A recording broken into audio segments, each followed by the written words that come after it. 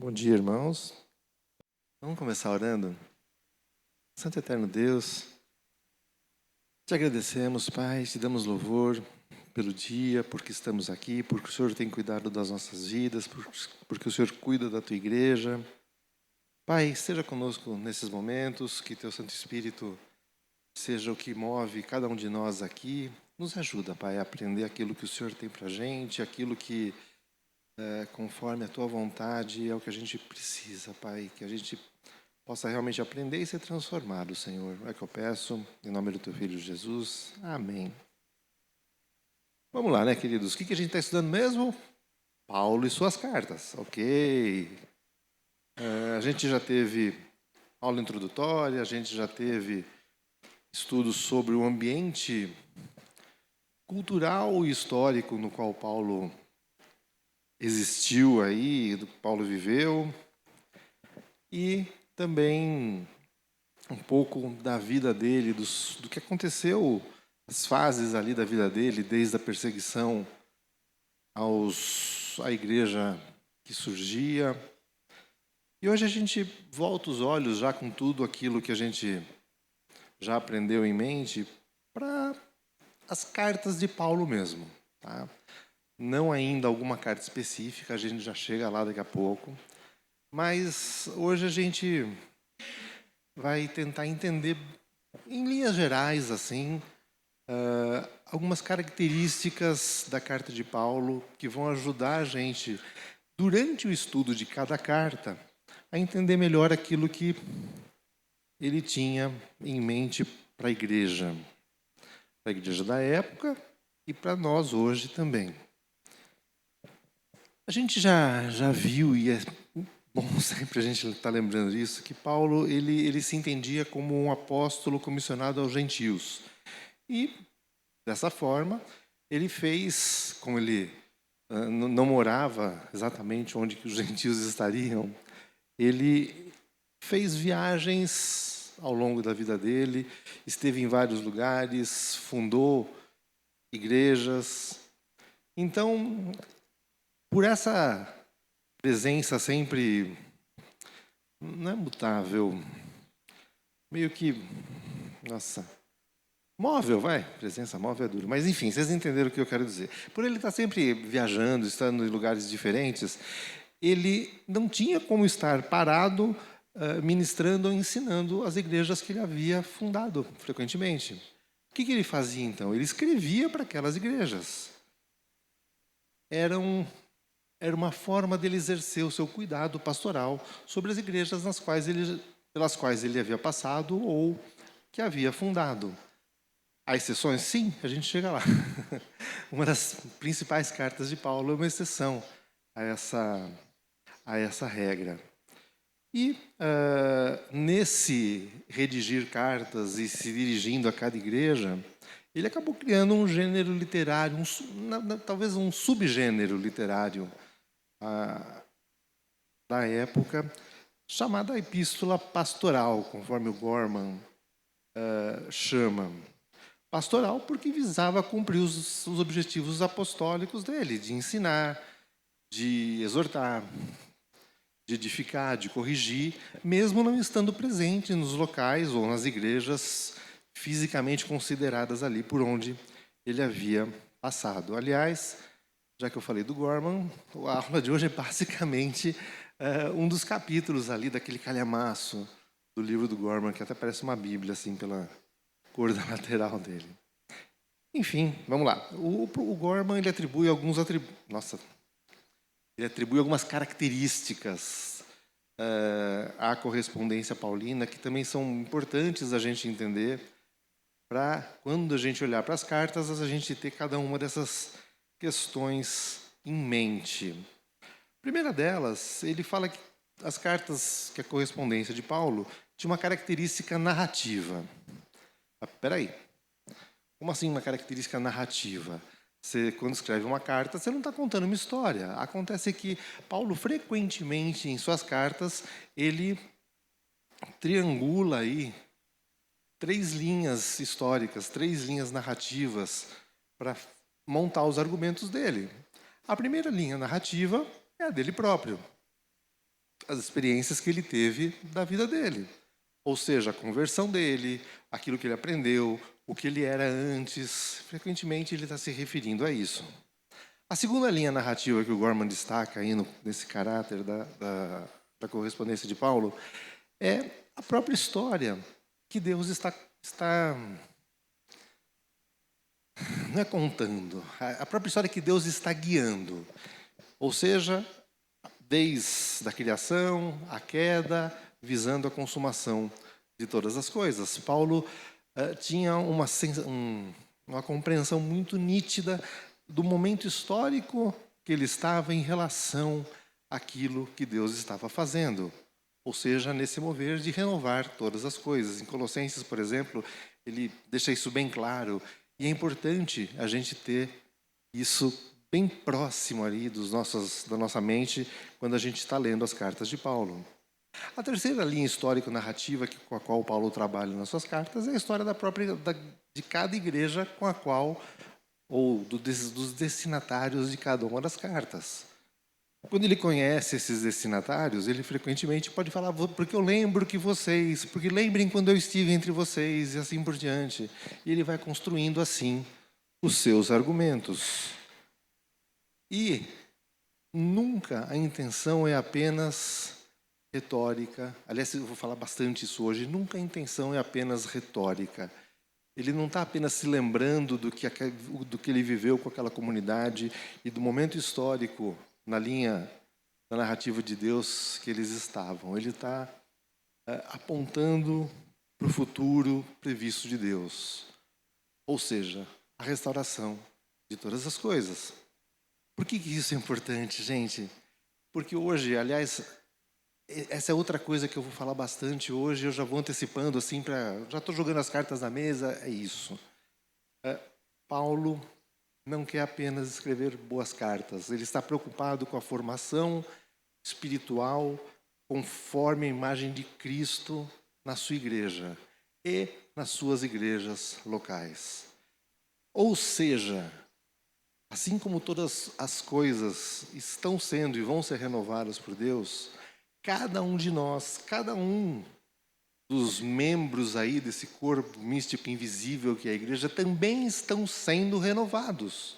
Sendo renovados de que forma? Conforme a imagem de Jesus Cristo. Essa é a intenção, esse é o propósito de Paulo. Contribuir para esse processo, se não me engano, é o Scott McKnight que fala cristofórmico, ou algo assim. Eu não lembro a palavra exata que ele usa, inclusive acho que é porque o livro não tem em português ainda. Mas essa é a intenção de Paulo. Tá? Ele não está contando história porque a história é relevante, ele não está contando história apenas porque a história é relevante para o argumento dele.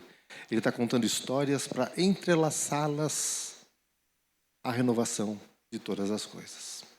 Gente, tudo bem, não é uma ideia tão simples assim, mas acho que ficou ok, né? Tá tranquilo? Joia. Outra característica aí que o Gorman aponta para a correspondência de Paulo é que é uma correspondência ocasional. Ela tem destinatários concretos que vivem situações reais e contextos diferentes. Esse diálogo que ele cria com essas pessoas em situações específicas é sempre coerente com o Evangelho, tá? Mas condigente com a situação de cada um. Paulo está... A gente já aprofunda nisso também, tá? Ele está fazendo, às vezes não, ele está fazendo sempre teologia, visando uma situação específica. Talvez o sempre seja um pouco forte, mas enfim, esse é o processo normal do que Paulo está construindo. Ele está conversando com pessoas reais. Talvez isso seja o mais importante da gente guardar. Ele tem destinatários concretos. Ele não está escrevendo um tratado para ficar armazenado em algum lugar. Ele está tratando de situações específicas com pessoas reais, muitas das quais, ou a maioria das quais, ele mesmo conhecia. Inclusive respondendo a perguntas, situações que estavam acontecendo ou que poderiam acontecer, das quais Paulo tinha conhecimento. Mas, Carlos, a gente tem como como aprofundar muito isso? Médio. O Gorman ele usa uma imagem meio interessante, mas acho que ajuda bastante a gente a entender isso. Seria como a gente está numa sala, na frente de alguém que está falando no telefone, só que a gente não sabe que a pessoa do outro lado está falando. É mais ou menos isso que está acontecendo aqui. A gente está lendo o que Paulo está respondendo para essas pessoas, o que ele está orientando, o que ele está falando, o que ele está antecipando, o que ele está exortando, só que a gente não sabe exatamente o que as pessoas do outro lado estavam perguntando e falando com ele. Tá? Por isso, elas são aí ocasionais. Terceira característica da correspondência paulina, ela é basicamente pastoral. É até uma consequência aí da ocasionalidade. Paulo não está escrevendo apenas para ensinar, para fazer teologia, vamos dizer. Ele está escrevendo com um objetivo pastoral de corrigir, de ensinar, de animar, exortar pessoas específicas. É a continuação aí, é o outro lado da moeda, da ocasionalidade. Paulo quer que as pessoas vivam conforme o Evangelho ensinou. Ele é como que o pastor ausente deles, doído no coração pelo que eles estão fazendo, preocupado, angustiado às vezes com as realidades das quais ele fica sabendo que estão, os fatos que estão acontecendo. E é essa a mola propulsora ali para Paulo pegar a sua pena e se dirigir àquelas pessoas. Ele está exercendo um cuidado pastoral em relação a eles.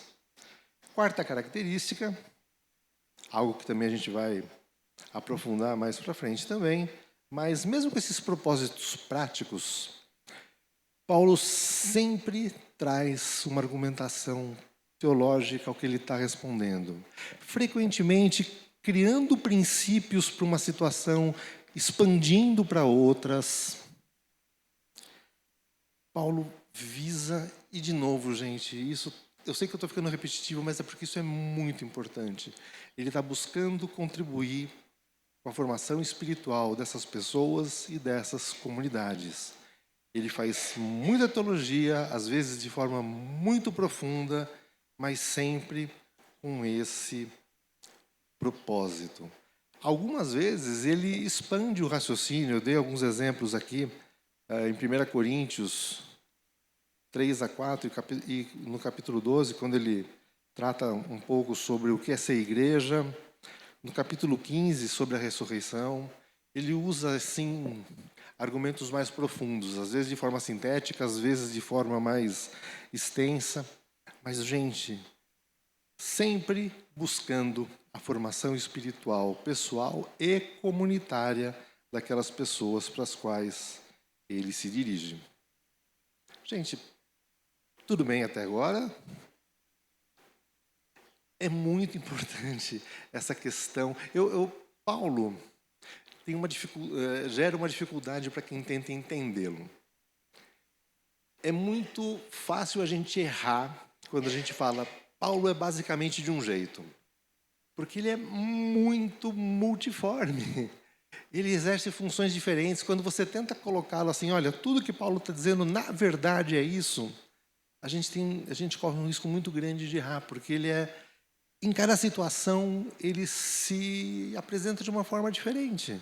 Sempre coerente, sempre com o mesmo objetivo, sempre caminhando pela mesma linha, mas ele cumpre funções diferentes.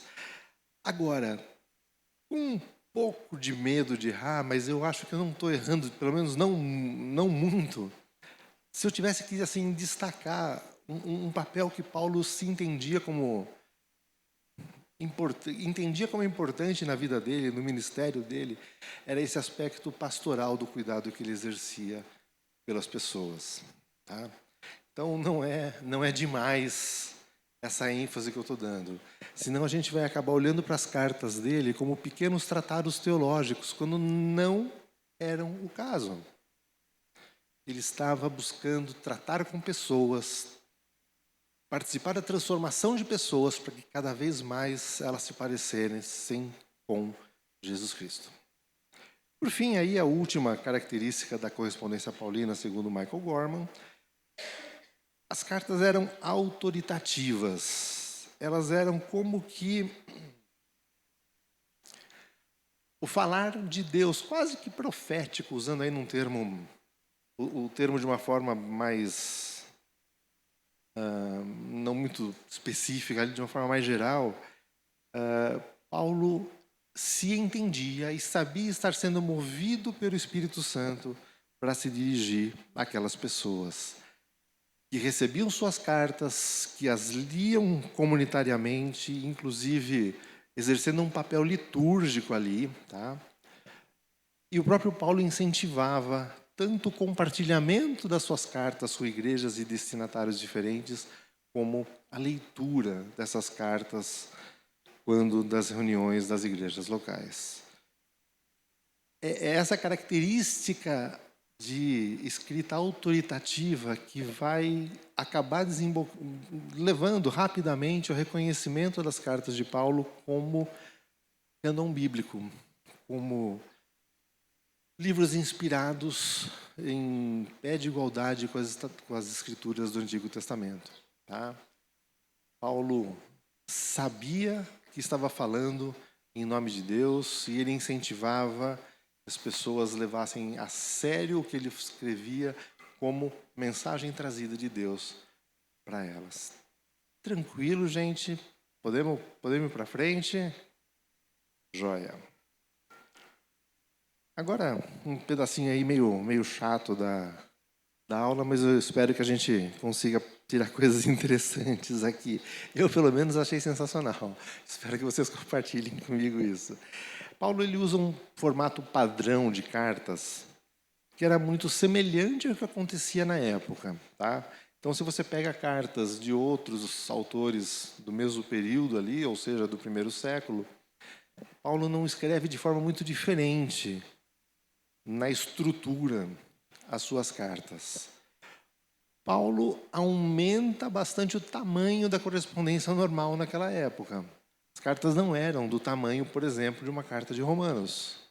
Não falando necessariamente... Bom, enfim, eu ia falar de Hebreus, mas Hebreus está fora do objeto aqui, porque não é uma carta paulina, mas também é uma carta grande. Tá? Não era o normal para aquela época. As cartas eram normalmente mais curtas. De qualquer forma, Paulo adota o formato geral das cartas da época e dá uma... O Gorman chama de... Ele cristianiza essa forma. Eu já explico por quê. Vamos lá. Ele distingue aí, ele separa 5 partes básicas de uma epístola da época e também de uma epístola paulina. A primeira delas, a abertura. Como que Paulo cristianizava, por exemplo, a abertura? Frequentemente, ele já começa Paulo, servo do Senhor Jesus Cristo, ou algo assim. Ele está usando, sim, o formato da abertura, mas já está trazendo conteúdo aí, conteúdo nitidamente cristão para aquela carta.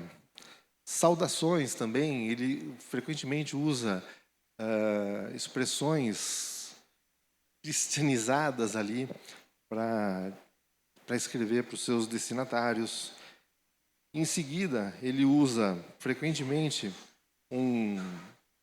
formas de ação de graças. Dou sempre graças pela vida de vocês e coisas assim que a gente não é incomum encontrar nas cartas de Paulo. Aí o corpo da carta, que são as respostas que ele dá, os ensinamentos que ele traz, exortações, correções, tudo teologizado já. E termina com os desejos, exortações ou saudações finais, também sempre num formato cristianizado, e encerra as cartas, às vezes de forma breve, se despedindo, às vezes logo na sequência de ter dito, por exemplo, que gostaria de rever aquelas pessoas, e encerra aí de forma mais ou menos semelhante várias das suas cartas. Basicamente aqui, o interessante é a gente observar que Paulo era também fruto do seu tempo. Ele escrevia como as pessoas do seu tempo escreviam. Vocês lembram que a gente estudou lá atrás o que significa inspiração divina? uma coisa que inspiração divina não significa necessariamente é que a pessoa escreva de uma forma totalmente alienada do ambiente que o cercava. Paulo escrevia como as pessoas da sua época. Como as pessoas da sua época redigiam cartas. Tranquilo isso, né?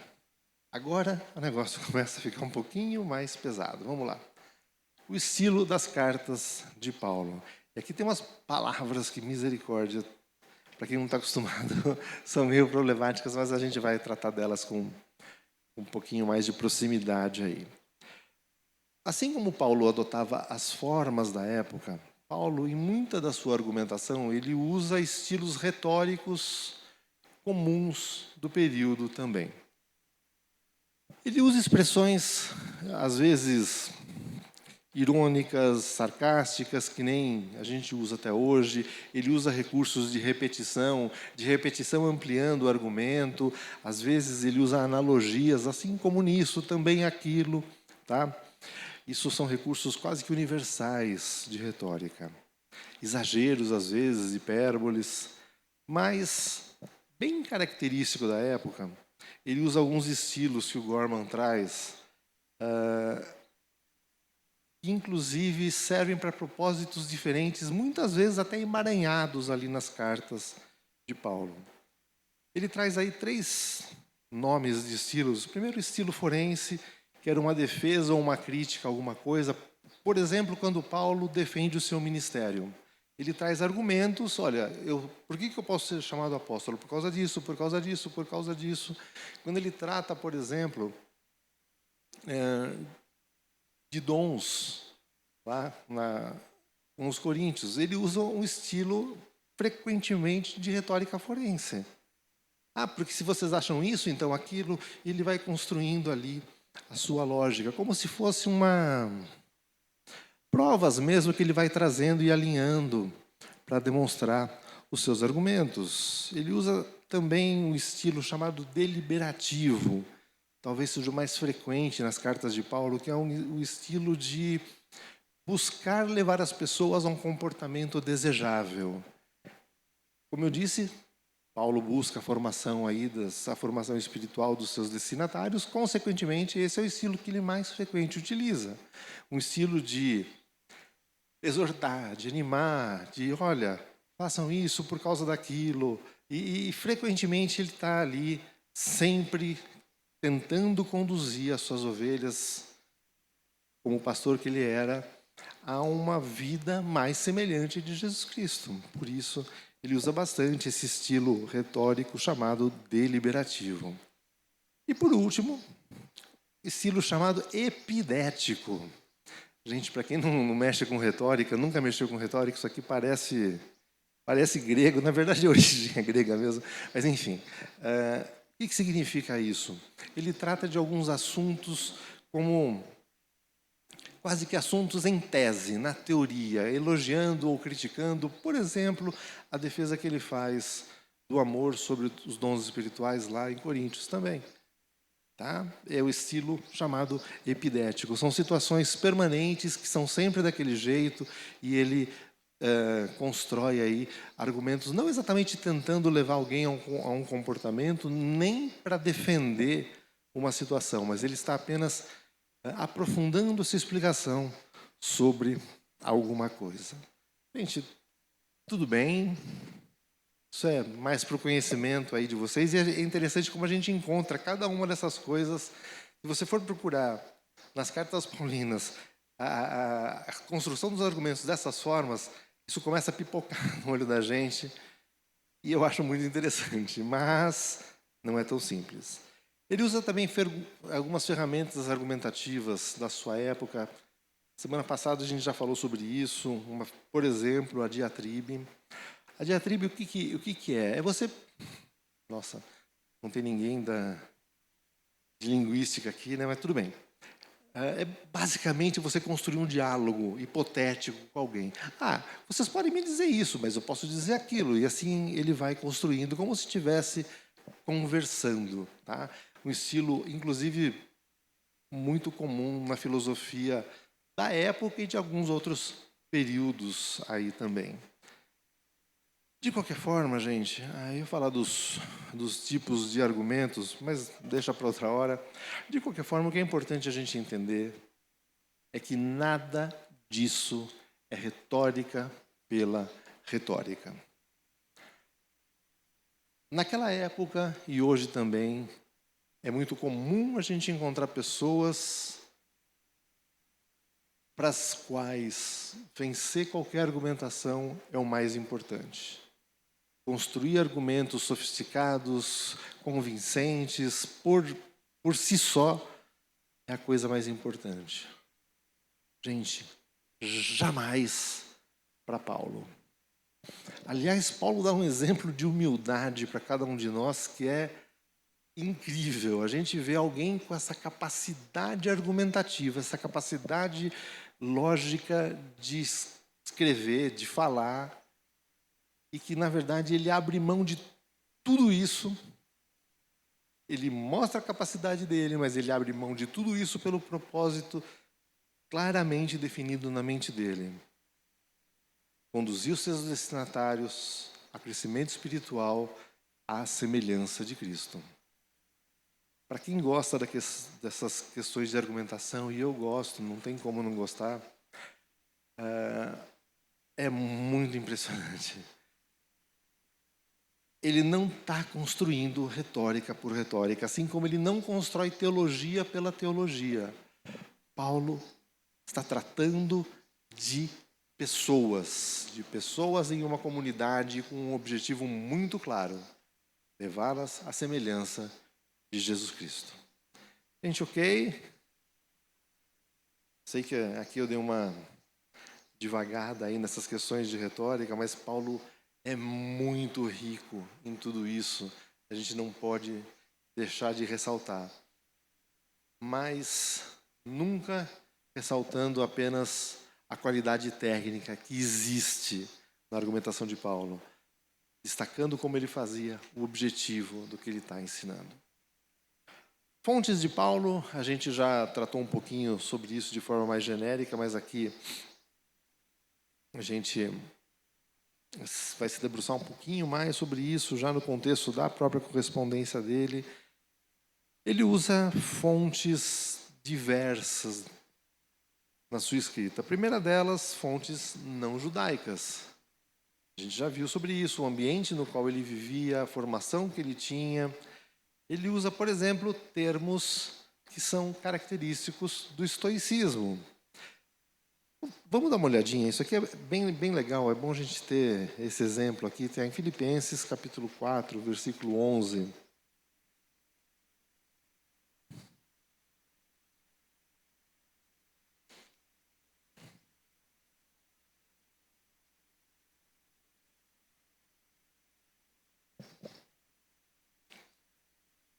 Se você recorta esse versículo, você vai dizer que Paulo era um estoico.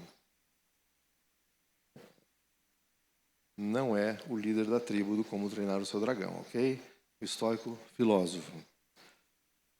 Filipenses capítulo 4, versículo 11. Não estou dizendo isso porque esteja necessitado, pois aprendi a contentar-me em toda e qualquer circunstância. Ele usa aqui, eu não notei a palavra em grego. Enfim, depois se alguém tiver interesse, eu mando para vocês.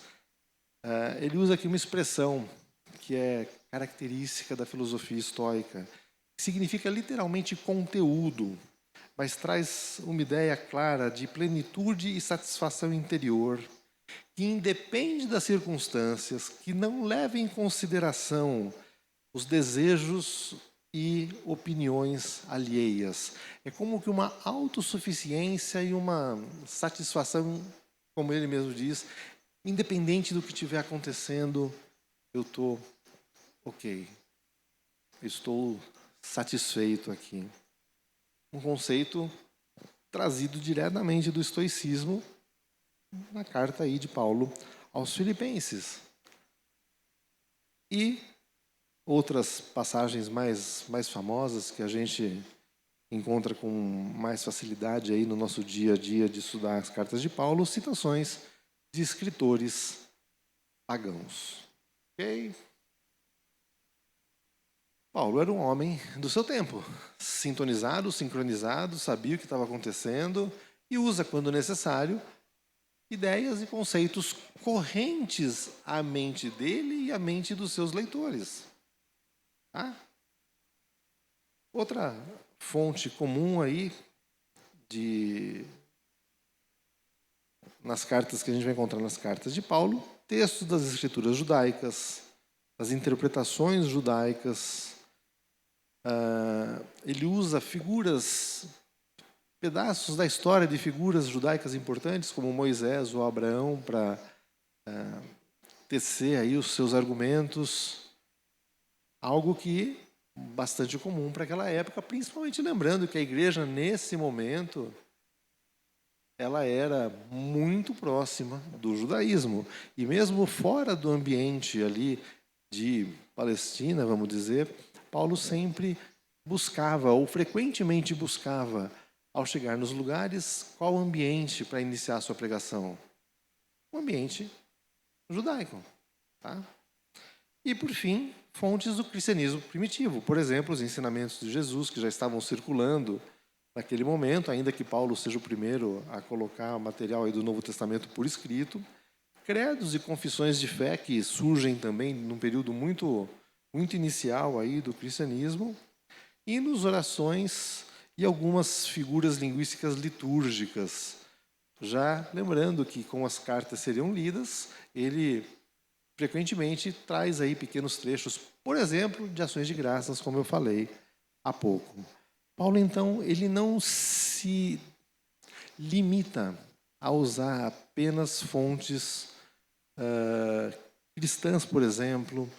Paulo usa tudo que ele tem em sua mente, todo tipo de fonte que o formou, todo tipo de ensinamento que seria útil, Paulo não hesita em utilizar nas suas comunicações aí pastorais. Tranquilo com isso? Joia. Legal. Joia. Vou conseguir não fugir muito aqui no tempo. A leitura e interpretação das cartas de Paulo. Isso aqui é algo que a gente, às vezes, não sabe muito corretamente o que está acontecendo, mas normalmente o correio romano oficial, tá? Ele era ou muito caro ou se destinava basicamente a comunicações do próprio império. Isso é algo que o Gorman traz aí, que foge um pouquinho daquilo que às vezes a gente acha. Não tinha agência do correio no qual você chegava lá, colocava uma carta e conseguia que aquela carta fosse para outro lugar. Frequentemente as cartas eram levadas por mensageiros, pessoas do círculo de Paulo, que conviviam com ele, frequentemente participando, inclusive, de alguns aspectos da redação das próprias cartas, e que Paulo confia a elas: olha, você está indo para tal lugar, leve essa carta. Esse portador da carta, ele tinha também a função de, ao chegar naquelas comunidades, ler as cartas em público, em reuniões daquelas pessoas, ou seja, daquelas igrejas aí primitivas, e frequentemente, gente, explicando melhor o que Paulo estava dizendo.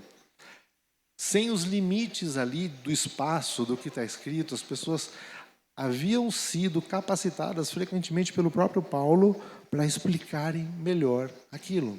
Olha, inclusive, às vezes até o Gorman arrisca dizer coisas que Paulo nem coloca direito na carta, porque é extremamente delicado, ele introduz o assunto ali e possivelmente instruía o mensageiro: olha, quando você estiver lá, você aprofunda melhor esse assunto, porque não dá para fazer na carta. Então essas pessoas tinham essa função de portadores, leitores e até intérpretes iniciais da correspondência paulina, interpretando quase como um verdadeiro substituto ali de Paulo, que não poderia estar presente. Uma das razões pelas quais o Gorman traz isso é para poder falar que, por exemplo, Febe foi uma das pessoas que fez isso. Na verdade, aí tem outras implicações na argumentação do Gorman, mas o importante é a gente ter na nossa mente esse contexto de cartas que eram levadas por pessoas próximas, que possivelmente em alguns momentos ajudaram até na redação dessas cartas. A gente vai falar só um pouquinho sobre isso, mas que tinham também essa missão. Olha, a hora que você chegar lá, você lê e você explica melhor o que está aqui. Dê os exemplos, traga situações pessoais quando necessário. Frequentemente pessoas que inclusive conheciam as comunidades que eram as destinatárias das cartas. Tranquilo com isso? Joia. Sem esquecer, né, que frequentemente essas cartas circulavam. Mesmo a carta de Filemon, por exemplo, apesar de ser uma carta que a gente diria uma carta para uma pessoa, lá está a igreja que se reúne, ou seja, havia essa expectativa das coisas serem lidas e compartilhadas naquelas comunidades. Para encerrar aqui no que está preparado e falar um pouquinho sobre a questão de autoria, que eu não quis colocar no papel porque fica muito longo, as cartas são textos teológicos. Eu já falei hoje que o objetivo de Paulo não é fazer teologia pela teologia. O objetivo dele é a formação espiritual das comunidades. Como Gorman diz aqui, Paulo visava ser o instrumento da graça divina para mudar comunidades e indivíduos à imagem de Cristo. Ler Paulo teologicamente é, antes de tudo, compartilhar essa agenda teológica primária. Se, por um lado, as cartas de Paulo são ocasionais, elas não são casuais na sua argumentação. Paulo está sempre, ou sempre não, mas quase sempre teologizando. É alguém que não responde sim porque sim ou não porque não. Sabe aquela frase, sim porque eu estou dizendo que sim, não porque eu estou dizendo que não, aquele pai que não quer dar explicação? Paulo definitivamente não é esse cara. Paulo está sempre construindo argumentação teológica de forma ocasional, porque está se dirigindo a algumas pessoas normalmente, algumas pessoas determinadas, mas nunca superficial. Ele cria, inclusive, como exemplo de como proceder com o texto bíblico, argumentos. Frequentemente, você percebe que alguma coisa foi perguntada para ele, ele começa a argumentar com algo que é mais pacífico, que todo mundo concordaria, aí ele vai conduzindo o argumento, olha, esse é o princípio, ok? Então, se a situação for desse jeito, é assim, e até que ele chega à resposta final que ele buscava chegar, porque era o que havia sido perguntado para ele. Nunca sim porque sim, ou não porque não, ou sim porque eu estou dizendo, não porque eu estou dizendo. É sempre embasado na teologia que está por trás do conhecimento organizado aqui, de alguma forma, do conhecimento de Deus e dos seus propósitos. Lógico que partindo das escrituras judaicas, já sob a ótica de quem teve um encontro com Deus vivo e que compreendeu, virou a chave, no sentido de que Jesus era a manifestação ali presente do Deus vivo e ainda naquele momento identificado ele próprio com a igreja que existia ali. Paulo faz teologia e com grande profundidade visando a essas pessoas. Ele não argumenta jamais no vácuo. Ele argumenta conforme o plano ensinado de um Deus que se revelou.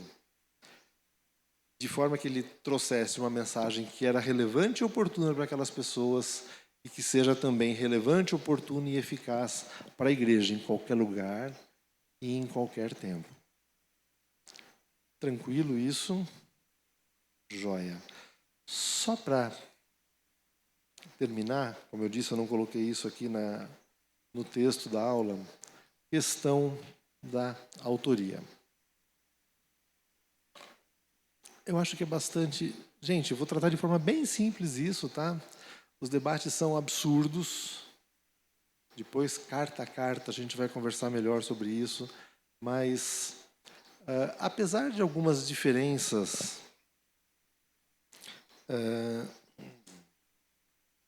vamos dizer, redacionais de algumas das cartas, é bem, eu não vou dizer tranquilo, mas é bem... A gente pode também, de forma bastante confortável, também não é bom, mas sem assim medo de falar besteira, a gente pode afirmar a autoria das cartas de Paulo, mesmo com algumas divergências de redação, de ênfase, do jeito de colocar as coisas. E tem várias razões, tá? Eu só queria aí tratar de duas que tem a ver com aquilo que a gente falou hoje. A primeira delas, era muito frequente na antiguidade que as pessoas não escrevessem de próprio punho tudo aquilo que saía, que elas enviavam para as outras pessoas, tá? É muito possível, provável que Paulo frequentemente usasse escribas. E escribas não eram como a gente às vezes pode supor, pessoas que simplesmente você dita as coisas.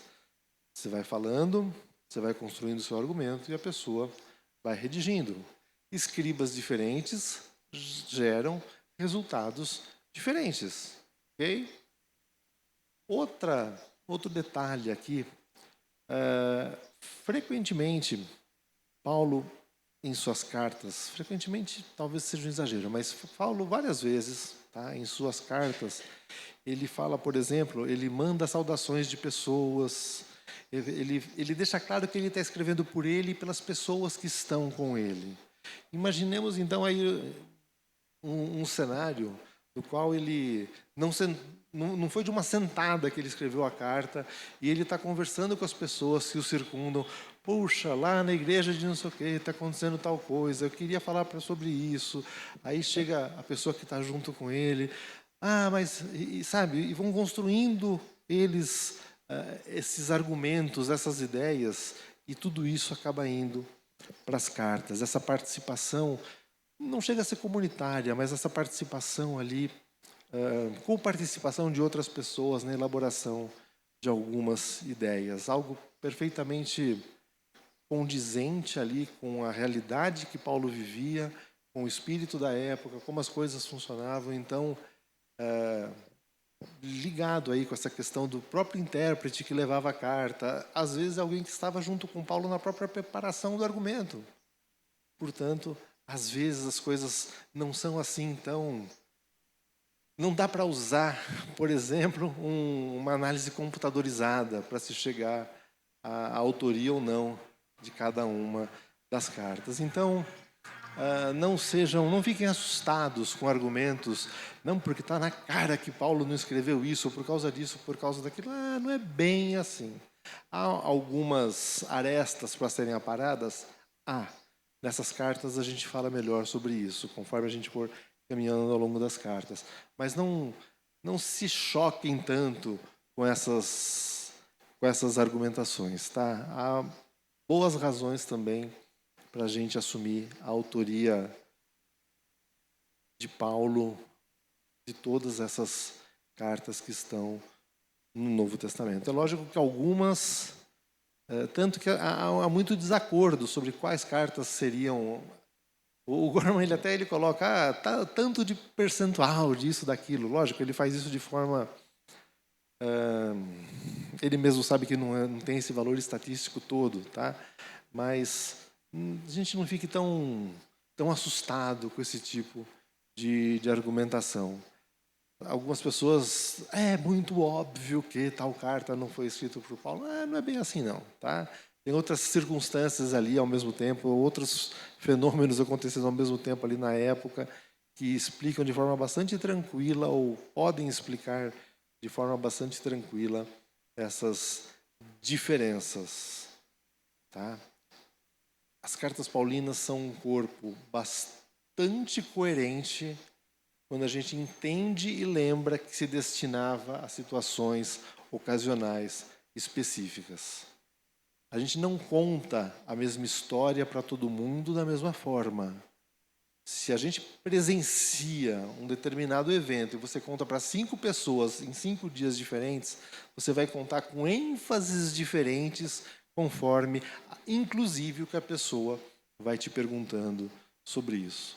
Então, não fiquem inquietos com esse tipo de argumento. Eles existem, a gente vai tratar sobre eles, mas é muito simplismo dizer, é muito seguro dizer que Paulo não escreveu essa carta. Não é assim, ok? Gente, pergunta, comentário, querem acrescentar alguma coisa? Sei que a aula foi um pouquinho árida aí, mas a gente tratou de forma, de retórica, enfim. Levem sempre, de tudo que eu falei hoje, uma coisa. Paulo era um cara inteligentíssimo e que manejava de forma brilhante os instrumentos culturais e formas e conteúdo, filosofias da sua época. Mas nada disso tinha para ele um valor em si mesmo. Eram coisas úteis enquanto o ajudavam a realizar o seu ministério pastoral, de contribuir para a transformação de pessoas em comunidades, um processo que está imerso e inserido na restauração de todas as coisas. Ele queria que as suas igrejas fossem uma antecipação do que vai ser a vida restaurada, e isso vale para a gente hoje, no século XXI.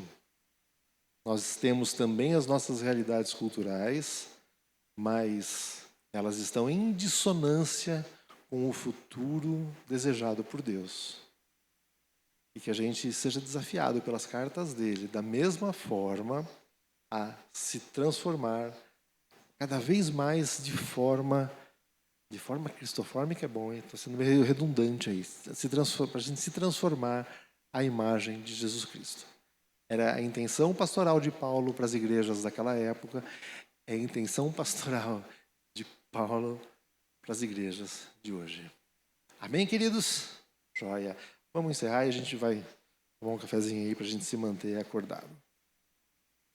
Santo Deus, Pai maravilhoso, Senhor, é humilhante para as nossas vidas, para as nossas realidades, a gente vê como o Senhor se dedicou, como o Senhor se inclinou a cada um de nós, se inclinou a cada uma das comunidades que se reúnem em nome do Teu Filho, preocupado com cada realidade, Senhor. Que nós possamos ser realmente transformados cada dia mais à imagem de Jesus Cristo, Senhor. Nos ajuda a isso, que o Teu Santo Espírito nos anime, nos corrija, nos oriente a cada momento, a cada dia, independente da realidade, mas inseridos no nosso dia a dia, Pai. Que a gente possa ser transformado e que a gente possa viver pela vontade do Senhor em todas as coisas renovadas. É que eu peço, em nome do Teu Filho Jesus. Amém, Senhor.